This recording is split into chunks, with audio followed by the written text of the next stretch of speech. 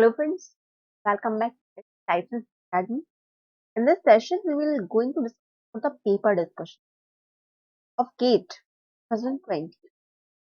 So let's start with the paper answers and questions. So first of all, GATE aspirants, if you prepared for the biochemistry, तो जो लोग biochemistry के लिए preparation कर रहे हैं उनकी हम बात कर रहे हैं उनके लिए आज हम 20 क्वेश्चन जो कि 2020 में आईआईटी दिल्ली में जो क्वेश्चन फॉर्मेट किया था गेट के लिए लाइफ साइंस के लिए चर्चा करेंगे। तो फ्रेंड्स स्टार्ट करते हैं क्या आपका गेट एक्सेल किसके लिए कोड होता है? गेट एक्सेल होता है आपके लाइफ साइंस के। क्वेश्चन क्या पूछा गया है फ्रेंड्स? क्वेश्चन पूछा गया है, क्या क्वेश्चन है फ्रेंड्स? क्वेश्चन की यदि बात कर लेते हो तो which of one of the following hormone initiate a signalling cascade by directly binding an intracellular receptor. सबसे पहले तो फ्रेंड्स आप ये जान ले कि जो इंट्रासेल्युलर रिसेप्टर होते हैं, एक्स्ट्रा सेलुलर रिसेप्टर होते क्या है। ये आपको इतना पता चल जाए तो आप इस क्वेश्चन को आसानी सॉल्व कर पाओगे। कैसे? इस क्वेश्चन का आंसर क्या आएगा? सॉरी, आपने जीपीसीआर जीपीसीआर क्या होता है आपका रिसेप्टर होता है, सबने नाम सुना है जीपीसीआर का। जीपीसीआर ये क्या है? यदि आप इसकी बात करते हो तो ये क्या होता है? आपका सेल सरफेस रिसेप्टर है। जबकि इन्होंने क्वेश्चन में क्या पूछा है आपका? पूछा है क्या आपका इंट्रासेल्युलर रिसेप्टर, जो कि सेल के अंदर ये सेल है आपका, यहाँ पे कुछ एक्स्ट्रा सेलुलर रिसेप्टर्स होते हैं। क्या जीपीसीआर किसका एग्जांपल है आपका? अब जो इंट्रासेल्युलर रिसेप्टर उसकी इन्होंने चर्चा की है, पूछा क्वेश्चन है। यदि आप इंसुलिन को बताते हो ये भी कैसा है आपका? एक्स्ट्रा सेल्युलर है। गोनाडोट्रोपिन एक्स्ट्रा सेल्युलर, एपिनेफ्रिन जो है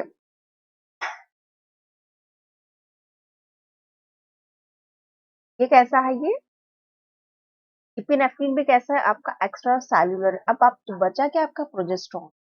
तो जो आपके एस्ट्रोजन वाले जितने भी एस्ट्रोजन वाले होते हैं, क्या होते हैं? एस्ट्रोजन वाले जो हार्मोन जो कि एस्ट्रोजन फैमिली से बिलोंग करते हैं, उनकी यदि आप बात करते हैं तो सब लोग जानते हो, क्या जानते हो आप? कि इनके जो रिसेप्टर प्रेजेंट होते हैं वो कहाँ होते हैं? आपके साइटोसॉल में प्रेजेंट होते हैं, चाहे वो साइटोसॉल में या फिर कैसे होते हैं? न्यूक्लियर रिसेप्टर होते हैं। प्रोजेस्टेरोन की यदि आप बात करते हैं तो एस्ट्रोजन हो गया, प्रोजेस्टेरोन स्टेरॉइडल जो बात करते हैं मीन्स जो हाइड्रोफोबिक नेचर के होते हैं जो मॉलिक्यूल वो, जो कि हाइड्रोफोबिक मॉलिक्यूल डायरेक्ट क्या करता है? एंटर कर जाता है आपकी कहाँ से? Plasma membrane. अब प्लाज्मा मेम्ब्रेन का स्ट्रक्चर क्या होता है, उसकी कैपेबिलिटी क्या क्या हो सकती है, आप थोड़ी चर्चा करो तो ज्यादा अच्छा होगा। मीन्स उसके बारे में भी आपको जानना जरूरी होता है। ये क्या आ गया आपका? प्रोजेस्टेरोन यहाँ पर क्या है आपका? राइट आंसर, जो कि डायरेक्टली क्या करता है? कैस्केड जो होता है इसका स्टार्ट कर देता है, एंटर मतलब डायरेक्ट एंटर कर जाएगा। इसको कोई रिसेप्टर, जो इसके रिसेप्टर जो बैठा होगा वो कहाँ होगा? इसका रिसेप्टर होगा कहाँ पर? सेल के अंदर होगा, ना कि सेल की सरफेस। अब बात करते हैं फ्रेंड्स आपके सेकंड नंबर का क्वेश्चन। इससे पूछा गया है कि which one of the following bond is not present in ATP. Friends ATP जो है ना, इसको एटीपी के बारे में मैंने बहुत ही अच्छा एक सुंदर सा वीडियो बनाया, मतलब ब्यूटीफुल कह सकते हो आप उसको। आप एटीपी में कौन कौन से स्ट्रक्चर होते हैं, कौन कौन से बॉन्ड प्रेजेंट होते हैं और एटीपी का फंक्शन क्या है, आप चाहो तो फ्रेंड्स प्लीज जाके विजिट करें, ताकि आपको यहाँ ना और भी ज्यादा काम आएगा। और भी क्वेश्चन आप डिस्कस करेंगे ना, तो कौन कौन से एटीपी में जो होते हैं स्ट्रक्चर प्रेजेंट होते हैं और कौन से नहीं होते। तो क्वेश्चन क्या पूछा गया कि नहीं होता है वो बताना है आपको। क्वेश्चन में पूछा क्या गया है कि नहीं होता है वो बताना है। तो फॉस्फोडाइस्टर बॉन्ड प्रेजेंट होता है क्या? हाँ होता है। फॉस्फो एनहाइड्राइड होता है। एन ग्लाइकोसिडिक बॉन्ड भी होता है। अल्फा ग्लाइकोसिडिक कहाँ होता है? ये तो हमने कहीं देखा। तो आंसर जो है वो कौन है आपका? Alpha glycosidic. ये तीनों बॉन्ड तो प्रेजेंट होते हैं आपके एटीपी में। जाके जरूर विजिट करें फ्रेंड्स। लेक्चर को मैंने बहुत ही अच्छे से बनाया है, तो आपको और अच्छे से समझ में आ जाए हाँ कहाँ पर कौन सा बॉन्ड प्रेजेंट है। अब क्वेश्चन नंबर थर्ड देखिए। क्वेश्चन नंबर थर्ड की यदि आप बात करते हो, क्वेश्चन नंबर थर्ड में क्या पूछा गया है फ्रेंड्स आपसे? क्वेश्चन नंबर थर्ड में पूछा गया है the reaction involve in the direct conversion of L phenylalanine L tyrosine. अब आप फ्रेंड्स समझे, हम सब जानते हैं क्या, जो फिनाइलएलेनीन होता है उससे आप टायरोसिन बना सकते हो, सब जानते हो। तो रिएक्शन कौन सी रिएक्शन जो होती है वो इन्वॉल्व होती है? क्या होता है? सिंपली कुछ नहीं होता है, क्या होता है? हाइड्रोक्सिलेशन। मतलब यदि आप स्ट्रक्चर की बात करते हैं फिनाइल एलेनिन का, यदि आपके पास क्या है फिनाइल एलेनिन का, यदि आप स्ट्रक्चर ड्रॉ करते हो, देखो मैं ड्रॉ करके बताती हूँ आपको। ये क्या है आपकी इधर फिनाइल एलेनिन का, ये क्या है सिंपल स्ट्रक्चर। अब जो हाइड्रोक्सिलेशन एंजाइम जो कि होगा हाइड्रोक्सिलेशन करवाएगा, वो क्या करवाता है कि आपको टायरोसिन बनाना है। टायरोसिन में क्या डिफरेंस है और फिनाइलएलिन में? तो नहीं है, बस एक जरा सा मॉलिक्यूल का फर्क। फर्क क्या है? हाइड्रोक्सिलेशन यदि हो गया है, ये क्या है आपका OH, यदि हाइड्रोक्सिलेशन हो गया है तो अब क्या हो जाएगा, ये एल टायरोसिन में जो हो जाएगा वो कन्वर्ट हो सकता है।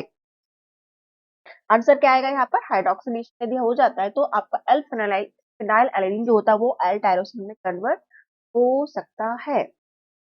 फ्रेंड्स, अब हम क्वेश्चन नंबर फोर्थ को डिस्कस करते हैं। क्वेश्चन नंबर फोर्थ में क्या पूछा गया? द ह्यूमन मीजर हिस्टोकैम्पेलिटिक कॉम्प्लेक्स, जिसको आप MHC कहते हो, इम्यूनोलॉजी में इसको खूब अच्छे से चर्चा करते हैं। इसके बारे में क्या क्या है, के बारे में यहाँ पर पूछा गया है। पूछा क्या गया है फ्रेंड्स की क्या होता है ये, तो कैसा होता है? पहली बात तो ये कैसा होता है? पॉलीजेनिक होता है। और कैसा होता है ये? पॉलीमॉर्फिक होता है। क्या बताओगे आप? पहली बात तो है कि पॉलीजेनिक होता है और पॉलीमॉर्फिक होता है। कैसा होता है ये? पॉलीजेनिक और पॉलीमॉर्फिक। क्या बता सकते हैं? आंसर क्या आ गया आपका?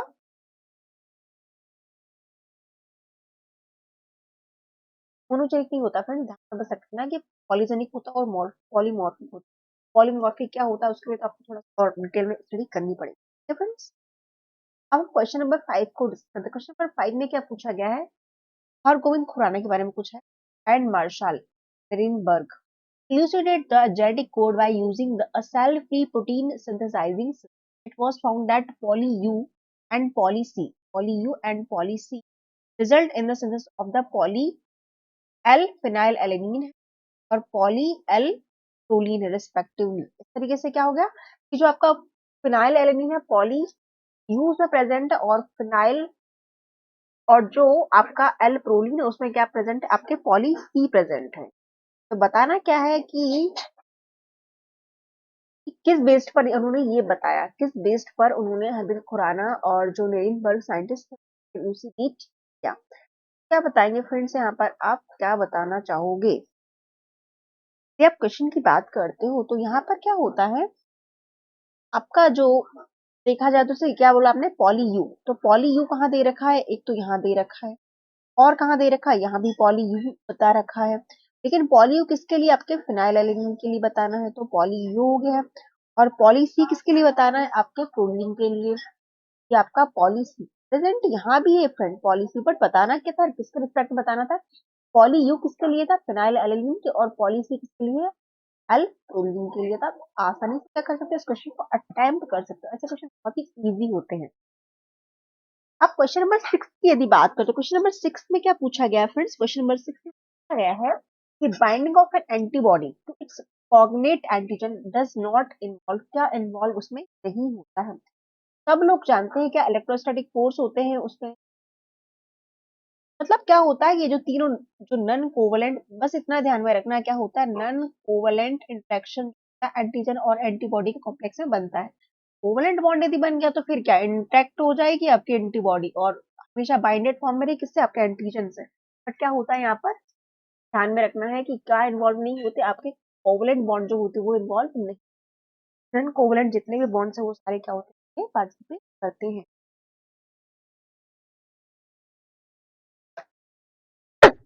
आप क्वेश्चन नंबर 7 की बात करते हैं। फिर क्वेश्चन नंबर 7 में क्या पूछा? नंबर 7 की यदि बात करते हो तो क्या होता है इसमें? अब ग्लोबुलर प्रोटीन पूछा है। अब ग्लोबुलर प्रोटीन क्या होता है? आपके फाइब्रस प्रोटीन क्या होते हैं?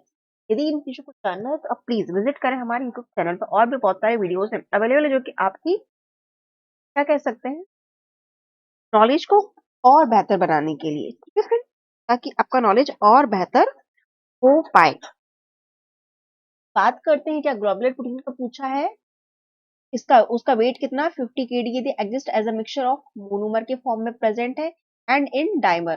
तो मान लो कोई मिक्सचर है, यहाँ पर यदि प्रोटीन प्रेजेंट है, एक तो आपका मोनोमर के फॉर्म में, दूसरा क्या आपके डाइमर के फॉर्म में, 50 kda का जो प्रोटीन है वो प्रेजेंट है। पूछा क्या गया है वो बताना है आप। तो the most appropriate technique for the separation of this, किसके लिए? सबसे पहले हम क्या कर सकते हैं, थिन लेयर क्रोमेटोग्राफी क्यों करेंगे, आयन एक्सचेंज की बात ही नहीं है, पेपर क्रोमेटिक, मुझे लगता है जेल फिल्ट्रेशन क्रोमेटोग्राफी यहाँ पे करना चाहिए। ये साइज के बेस पे क्या करेगी सिंपली क्रोमेटो, क्या होती है साइज बेस्ड होता है, हमें साइज ही बता रहे कैसा है यहाँ पर कि 50 kDa का प्रोटीन है, globular protein exist and monomer and dimer in solution. तो क्या करेंगे आप उसको जेल फिल्ट्रेशन क्रोमेटोग्राफी से आप उसको सिंपली क्या कर सकते हो, सेपरेट कर सकते हो फ्रेंड्स। अब हम बात कर लेते हैं क्वेश्चन नंबर आपका क्या दे रखा है 7 के बारे में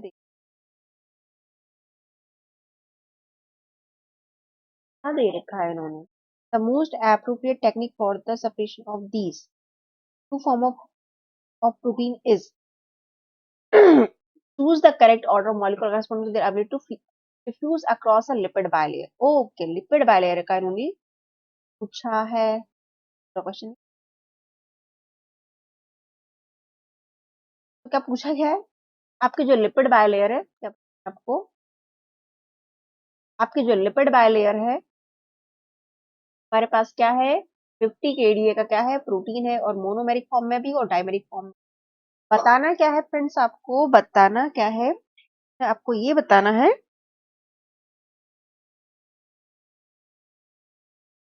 कंफ्यूजन है ना, नो नो ये हो चुका है आपका क्वेश्चन नंबर 7 क्या है, ये मैंने सही बताया।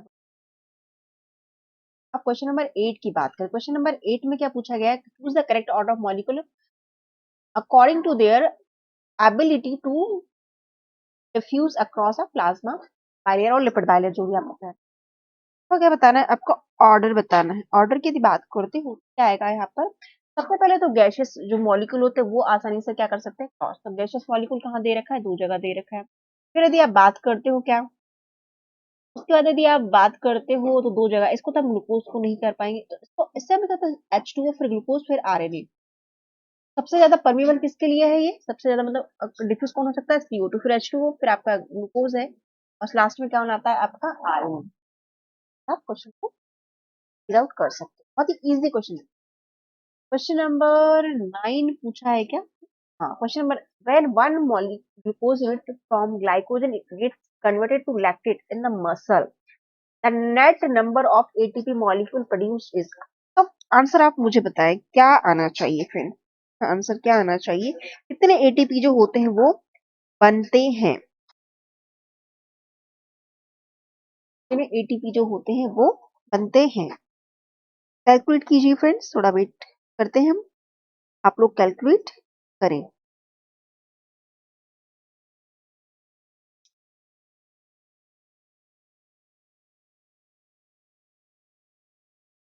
तो कितने मॉलिक्यूल आपने बनाए फ्रेंड्स, कितने मॉलिक्यूल बन रहे हैं, सोचा किसी ने, चेक करें क्या होना है, क्या आप सब जानते हो क्या कि ग्लूकोज का यूनिट जब होता है ग्लाइकोजन में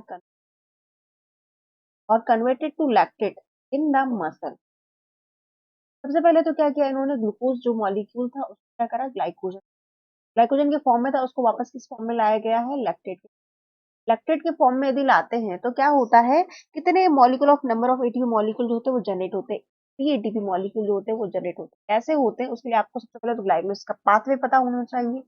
दूसरी बात कि आपका जो पायरुवेट से लैक्टेट बनने का प्रोसेस है वो पता होना चाहिए, क्योंकि लैक्टेट बनता कहाँ है आपके सेल में, तो कितने एटीपी यहाँ पर बनेंगे आपकी, 3 एटीपी जो होते हैं वो बनेंगे।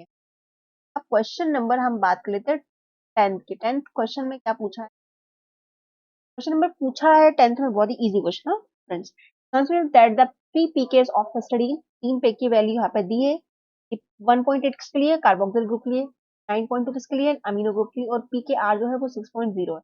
It is it's isoelectric point will be, अब आइसोलेक्टिव पॉइंट को आप कैलकुलेट कैसे करते हो, यदि फ्रेंड्स यदि आप पॉजिटिव अमीनो एसिड्स का आइसोलेक्टिव पॉइंट निकालोगे तो क्या करते हो आप, दो मतलब आपको pK2 और pKr को ऐड करना है, फिर आपका pi आ जाएगा। और यदि आप कार्बोक्सिलिक की निकालते हो तब आपका क्या करना होता है, कार्बोक्सिलिक ग्रुप ये रहता है आपका और R को ऐड करते हैं। यहाँ पे पूछा किसका हमसे, हिस्टीडीन का पूछा, और हिस्टीडीन में क्या करना होता है, दो आयोनाइजेबल ग्रुप्स को हमको ऐड करना है, वो कौन है आपका pK2 को मींस अमाइनो ग्रुप का, और pKr को आपको क्या करना है ऐड करना होगा। कैसे कि pk1 pk2 plus pkr divide by 2। तो आपका जो आंसर आएगा वो कितना आएगा, कैलकुलेट करके बताइए। तो आएगा लगभग कितने, 7.5 के आसपास आना चाहिए, के आसपास आएगा। कैलकुलेट करो ना कैसे, 9.2 को ऐड करो प्लस 6.0 करो, कितना हो गया आपका, तो डिवाइड कर दो 2 से।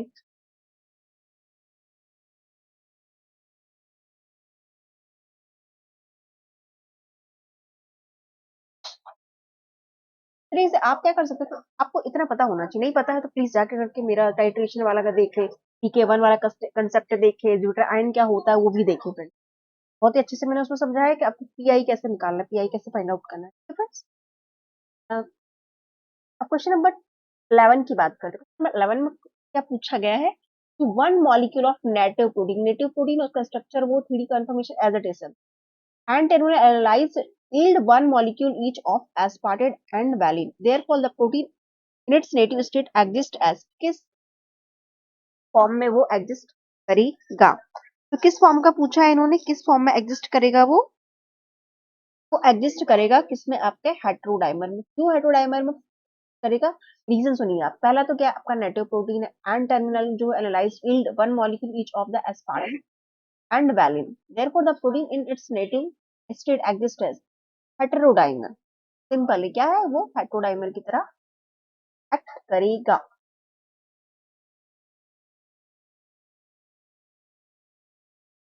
अब क्वेश्चन नंबर 12 देखते हैं। क्वेश्चन नंबर 12 में क्या पूछा है, क्वेश्चन समझिए।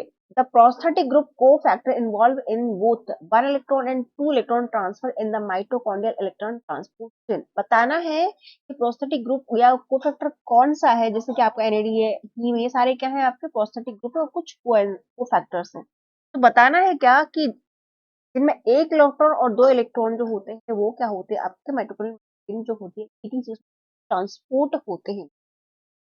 पहला जो मॉलिक्यूल का 1 इलेक्ट्रॉन को कैरी करेगा, जो दूसरा मॉलिक्यूल बताना वो 2 इलेक्ट्रॉन को कैरी करेगा। तो इसमें आंसर क्या आएगा, इसका जो आंसर है आपका उसकी बात आप कीजिए। इसमें आंसर की यदि आप बात करते हो तो क्या आएगा यहाँ पर, जो को एंजाइम क्यू होता है ये 1 इलेक्ट्रॉन को, और एफएमएन जो होता है वो 2 इलेक्ट्रॉन को कैरी करता है।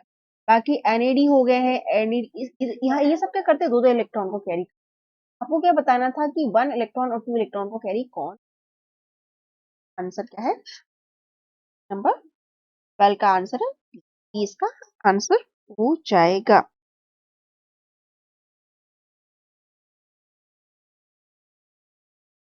आगे बढ़ते हैं।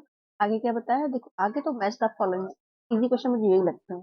अब बताओ आप मुझे इंटीग्रीन के साथ क्या जाना चाहिए, इंटीग्रीन के साथ माइक्रोग्लियल क्या होता है, टीएलआर से डेंड्रिटिक सेल क्या होती है, ये बताओ आप मुझे। सबसे पहले तो क्या होगा फ्रेंड्स, मेरे साथ प्लीज क्वेश्चन को सॉल्व जरूर करें। तो इंटीग्रीन की यदि बात करते हो तो इंटीग्रीन कहाँ होता है, binding of cells to endothelial. यहाँ पर क्या जाएगा आपका इंटीग्रीन आ जाएगा, क्या जाएगा आपका इंटी, फोर्थ पोजीशन पे आपका ये आ जाएगा। फिर यदि आप बात करते हो क्यू के साथ क्या जाना है, क्योंकि दो जगह आपका पी के साथ कोड दे रखा, क्यू के साथ क्या आना चाहिए, क्यू के साथ क्या है, ये माइक्रोग्लियल सेल क्या होती है, फैगोसिटिक सेल होती है इन न्यूरल टिश्यू। ये तो हो गया आपकी फैगोसिटिक, माइक्रोग्लियल जो आपकी न्यूरल टिश्यू में प्रेजेंट होती है वो कौन होती है, माइक्रोग्लियल साथ वन। तो आपका यहाँ से अभी भी नहीं निकला है क्योंकि दो जगह क्यू के साथ वन देखा। अब आर के साथ देखते हैं, आर टी एल आर के साथ क्या है आपका, क्या प्रेजेंट है। यदि आप देखते टीएलआर क्या होता है, single strand DNA standard of RNA recognition होता है, ये बात सही है।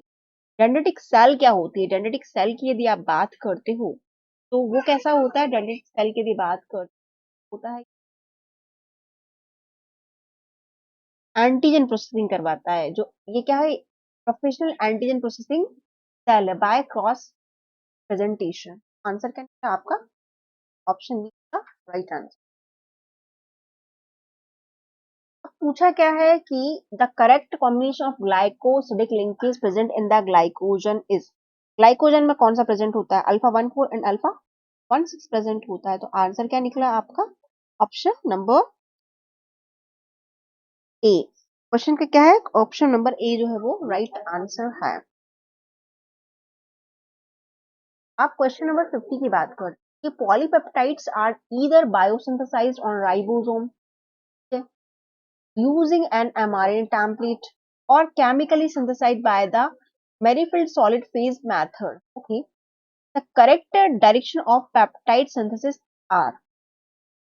तो सब लोग क्या जानते हैं, सबसे पहले कौन सा टर्मिनल जो होता है वो synthesis, आप खुद बताएं फ्रेंड्स, ये तो कॉमन है और बेसिक क्वेश्चन पूछा है इन्होंने। क्या होता है, सबसे पहले तो आपका एन टर्मिनल होता है, इन तो हमको दो जगह दे रखा है, N to C direction in the ribosome, ठीक है, and C to N direction on the solid phase.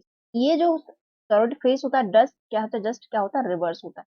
ये एक नया कंसेप्ट है फ्रेंड, और जिन लोगों ने पेपर दिया उनको तो पता ही होगा, जिन्होंने नहीं पता है उनके लिए अच्छा क्या, ये जो फ्री राइबोज हमारे जो राइबोसोम पे जो हमारा जो प्रोटीन सिंथेसाइज होता है उसमें नॉर्मली एन और ये यहाँ पर, लेकिन यदि आप सॉलिड फेज मेथड की बात करते हो पहले क्या आपका सी टर्मिनल जो होता है वो सिंथेसाइज होता है, ठीक है, तो ये आपको ध्यान में रखना। अब क्वेश्चन नंबर 60 की बात कर लेते हैं। क्वेश्चन क्या है, न्यूमेरिकल है,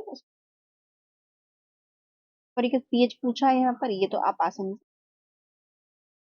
फॉस्फोरिक बफर बनाना टाइट्रेशन वाला देखना बोल दो। क्वेश्चन नंबर 18 की बात करते हैं। क्वेश्चन नंबर 18 में पूछा गया है यहाँ न्यूमेरिकल मैक्लिस-मेंटन इक्वेशन है, यहाँ पर मैक्लिस-मेंटन का क्या पूछा है, कुछ इक्वेशन पूछा।